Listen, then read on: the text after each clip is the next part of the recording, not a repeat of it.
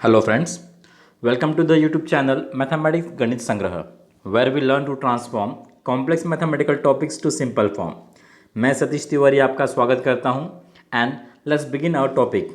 Today we will see the syllabus and marks distribution of the subject Applied Mathematics 3 of Aeronautical Engineering branch. This M3 is known as a killer subject, so please do watch video carefully to obtain the maximum marks. So here we are seeing that total we are having 6 units in this applied mathematics 3.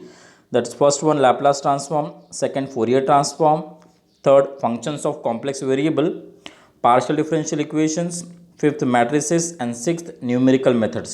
यहाँ पे मैंने simultaneously marks allotment भी दिया हुआ है. जैसे 12 marks के लिए लैपलास ट्रांसफॉर्म पूछते हैं, देन फोरियर ट्रांसफॉर्म को अलॉटेड है 6 marks, functions of complex variable 14 marks के लिए पूछा जाता है, then partial differential equations 12 marks, matrices 18 marks, numerical methods 18 marks. अगर आप देखेंगे जो लास्ट 2 यूनिट्स है वहाँ पे 18 + 18 36 मार्क्स कवर हो रहे हैं आउट ऑफ 80. सो ये 2 यूनिट आपको अच्छे से करने हैं और ये दोनों यूनिट बहुत आसान हैं. So this is all about the marks distribution and the total 6 units name. So let's begin now with the Laplace transform content. The first unit is what? Laplace transform, जो 12 मार्क्स के लिए पूछा जाता है. तो आपको एक चीज़ का मतलब क्लियर होनी चाहिए, एग्जाम पैटर्न में क्या होता है कि जो क्वेश्चंस आते हैं उसमें आइदर और पार्ट रहता है. ओके, आइदर पार्ट्स आपका 12 मार्क्स का रहेगा और पार्ट आपका 12 मार्क्स का रहेगा. दोनों में से आपको एक सॉल्व करना है इन द एग्जामिनेशन. तो हम देखते हैं कि आइदर और में कौन से टॉपिक्स आते हैं इसके लैपलास ट्रांसफॉर्म के. तो पहले तो हमारे पास it is what? Definition of Laplace transform, then properties of Laplace transform, evaluation of integral by the Laplace transform.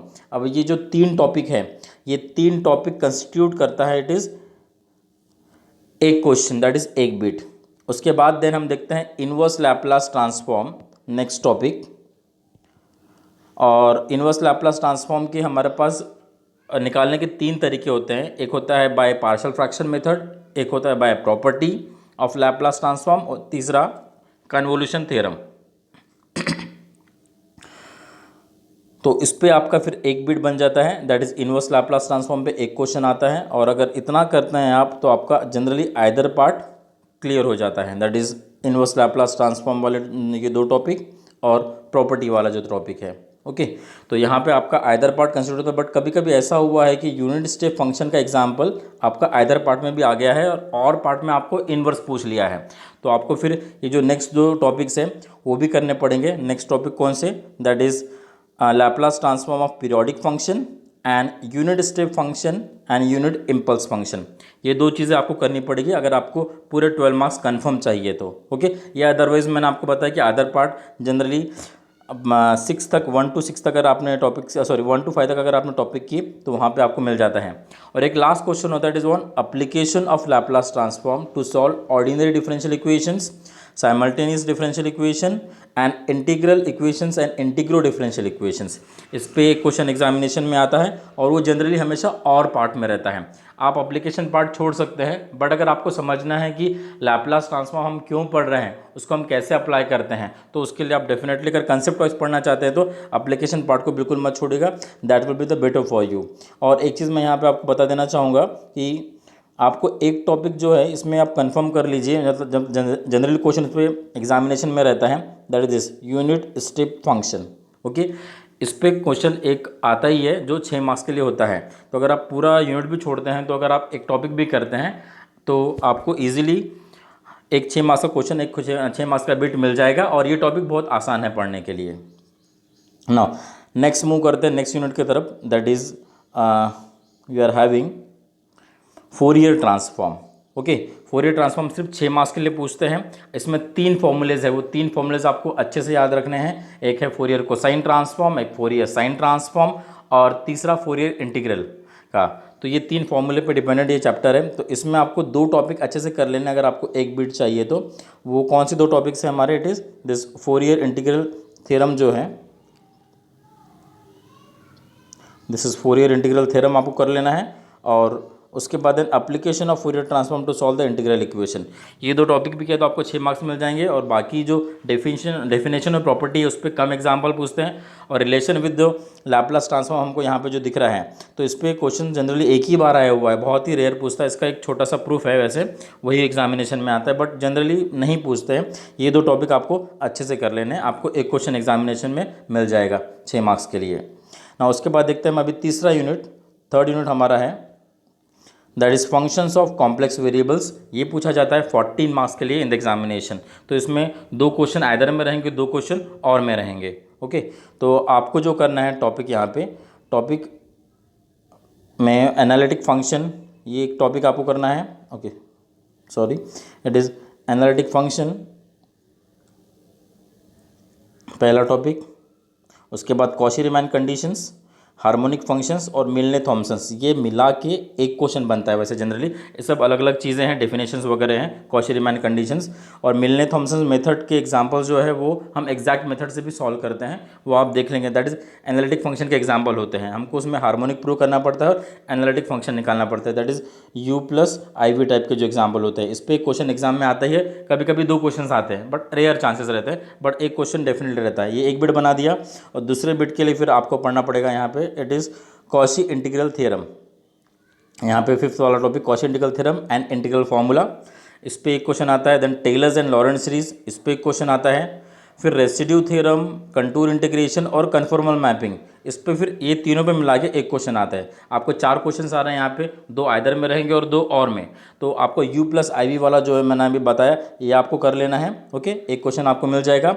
उसके बाद Cauchy integral theorem, Taylor's and Laurent's और रेसिड्यू, यहाँ तक भी आपने अगर कर लिया कॉम्प्लेक्स एनालिसिस तो 14 मार्क्स आपके कंफर्म रहेंगे। अगर जैसे आपको अगर एक ही मतलब टॉपिक इसमें से करना है, तो मैं वो एक टॉपिक आपको मैं बताऊंगा, दैट इज़ नथिंग बट आपको करना पड़ेगा this Taylor's and Laurent's series वाला जो टॉपिक है, इसको आप कर लेंगे तो आपको एक क्वेश्चन मतलब एक बिट कंफर्म 6 मार्क्स के लिए यहाँ पे, सॉरी 7 मार्क्स के लिए आपको मिल जाएगा। आपको मैंने एक यूनिट स्टेप फंक्शन वाला जो लैपलास ट्रांसफॉर्म में बताया था, उसका एक बिट मिलता है 6 मार्क्स के लिए, और इसका 7 मार्क्स के लिए, मतलब ऐसे 13 मार्क्स आपको इजीली कवर हो गए। ठीक है, मैं आपको ऐसे भी टॉपिक्स बताने वाला हूँ कि जिस पे कंफर्म क्वेश्चन एग्जामिनेशन में रहते हैं। अगर आप उतना भी करते हैं तो आप इजीली मार्क्स स्कोर कर सकते हैं। और मैं आसान टॉपिक बता रहा हूँ कि कौन से सिंपल टॉपिक होते हैं जिससे आप तुरंत पढ़ के आप उसको जल्दी से मार्क्स में कन्वर्ट कर सकते हैं। नाउ नेक्स्ट हम देखते हैं अभी next unit, that is unit number 4, partial differential equation. So partial differential equation में 2 क्वेश्चन आपके आइदर में रहेंगे, 2 क्वेश्चन और में। 12 मार्क्स का ये यूनिट है। तो इसके अंदर पहला जो बिट आता है मतलब आइदर पार्ट का, उसके अंदर आपको रहेगा इट इज़ फर्स्ट ऑर्डर वाला लैग्रेंजेस फॉर्म। उसके बाद सेकंड रहेगा it is homogeneous equation with higher order with constant coefficient. Generally ये दोनों ही मिला के एक बिट कंस्टिट्यूट करते हैं, ये पहला और दूसरा टॉपिक जो हमारा है। ओके, ये हो गया हमारा आइदर पार्ट। और पार्ट में आता है method of separation of variable के साथ ये जो एप्लीकेशन पार्ट है। Okay, application of 1 dimensional to heat flow equation, 2 dimensional heat flow equations and this application of Laplace transform to solve the partial differential equation, ये और part में जाता है। ओके, इस तरह से आपके आइदर और पार्ट कंस्टिट्यूट होते हैं। बट कभी कभी ऐसा भी हुआ है कि जो method of separation of variable है वो आइदर पार्ट में आया हुआ है, और homogeneous equation with higher order वो और पार्ट में गया है। ओके, तो ऐसा भी होता है कभी कभी। तो आपको ये 3 टॉपिक अच्छे से कर लेना है यहाँ पे, फर्स्ट, सेकंड और इट इज़ थर्ड, ताकि आपका एक 12 मार्क्स का बिट पक्का हो जाए। एप्लीकेशन पार्ट अगर आपको कंसेप्ट चाहिए कि हम कहाँ अप्लाई कर रहे हैं, तो उसके लिए आप डेफिनेटली पढ़ सकते हैं। अगर मार्क्स आपको स्कोर करने हैं तो फर्स्ट 3 टॉपिक्स आपको इसके अंदर करने हैं। Okay, so this all about the partial differential equation. Now next topic की तरफ मूव करते हैं। नेक्स्ट टॉपिक है हमारा unit number 5, that is matrices. ये सबसे सिंपल टॉपिक से बोनस मार्क्स मिलते हैं। इसके तो मैं कहूँगा आप पूरे टॉपिक्स कर लीजिएगा, समझने में ज़्यादा दिक्कत नहीं होती है। बस कैलकुलेशन पार्ट इंपॉर्टेंट है इसके अंदर। आपको अगर कैलकुलेटर का यूज़ अच्छे से आता है तो आप बहुत ईजिली इस चैप्टर को कर सकते हैं। तो इसमें टॉपिक्स में मैं आपको बताता हूँ, कन्फर्म क्वेश्चन जो आते हैं वो आते हैं हमारे second topic that is linear dependence of vector. फिर बाद में थर्ड और फोर्थ एक ही मिला के आता है, मतलब generally that is reduction to the diagonal form के अंदर ही कैरेक्टरिस्टिक इक्वेशन आ जाता है। Eigen value and eigen vector आता है, इस पर आपको एक बिट मिल गया। उसके बाद देन आपको करना है इट इज़ 6 नंबर का topic that is Cayley Hamilton theorem, then Sylvester's theorem, ये करना है। और लास्ट वाला that is largest eigen value eigen eigen vector by the iteration method. ये 5 टॉपिक भी अगर आपने कर लिए तो आपको कंफर्म 18 मार्क्स मिलने हैं। ओके, और अगर आपको छोड़ना है इसमें से कोई टॉपिक तो आप अगर छोड़ सकते हैं ये वाला topic, that is reduction of quadratic form to canonical form by the orthogonal transformation.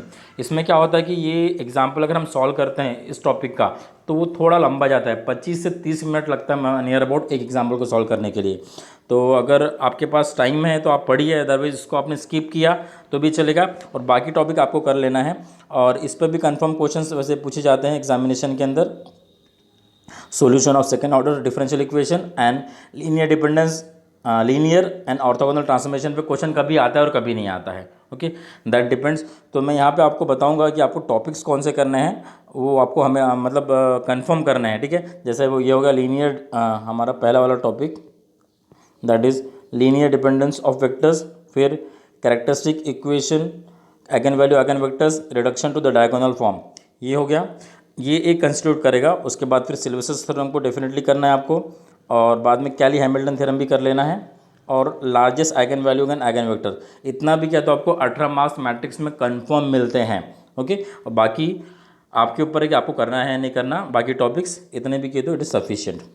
Now moving to the next last unit, that is numerical methods. So again this is the very easy units of 18 marks it is.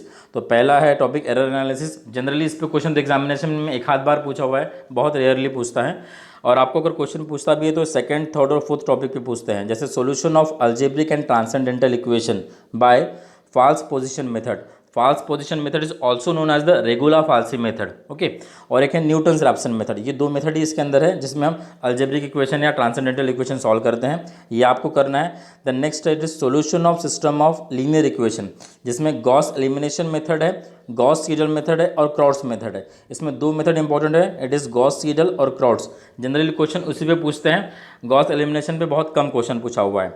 और उसके बाद then solution of ordinary differential equation में आपको करना है Taylor's series method, Runge Kutta method, then Euler's modified method and Milne's predictor character method. तो इन चारों में से आप एक topic that is Milne's predictor character छोड़ सकते हैं, बिकॉज इसके क्वेश्चन थोड़े से लंबे जाते हैं, उसके फॉर्मूले भी थोड़े से याद रखने में तकलीफ है।